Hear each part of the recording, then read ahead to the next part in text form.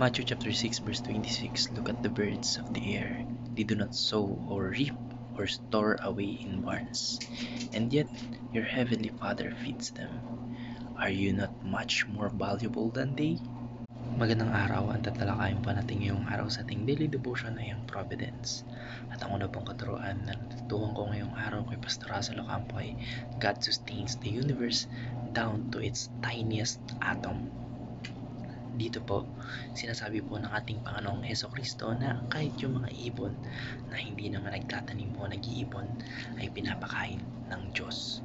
Kung isipin po natin para po magawa niya yun, ibig sabihin hawak niya yung buong sistema ng kalikasan mula po sa pag-ikot ng araw, yung pag-ikot ng ating solar system, sa ulan, sa hangin, hanggang sa pag-usbong ng mga halaman na kakainin ng mga ibon down to its tiniest atom. Means pati yung mga pinakamaliliit na particle o yung atom. Pag sinabi po kasi nating atom, yun po yung pinakamaliit na matter sa buong universe. So, under po siya sa control ng ating Panginoon Diyos para mag-function ng tama. So, kung kaya niyang i-sustain yun, kung kayang-kaya niya i-sustain yun, yung buong creation para makakain yung ibon, mas lalo pa tayong aalagaan. Isipin natin kasi mas valuable tayo kung ikukumpara sa kanila, di ba? At ang natutuhan ko naman po sa pangalawang katuruan ni Pastor Russell Ocampo ay God directs all of history to His ultimate purpose.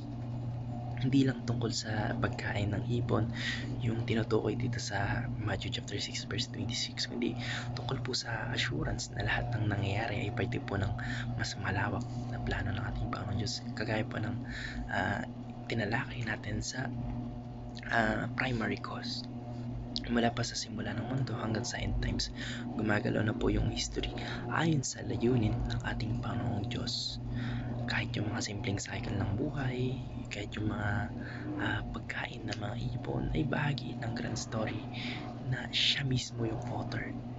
Kahit kung iniisip po natin na ang worries natin sa future, yung career, yung mga finances natin, mga relationship natin, tandaan lang po natin na kung kayang i-direct ng ating Panginoon Diyos yung buong kasaysayan ng mundo patungo po sa kanyang ultimate purpose, kayang-kaya niya rin pong i-align yung personal nating story para sa ikabubuti natin at para sa kanyang glory. At ang natutuhan ko naman po sa pangatlong katuruan ni Pastor Russell Ocampo ay God governs over the presence of evil. Sa mundo po, may kasamaan, may gutom, may sakit, may kalungkutan, may kawalan ng hustisya.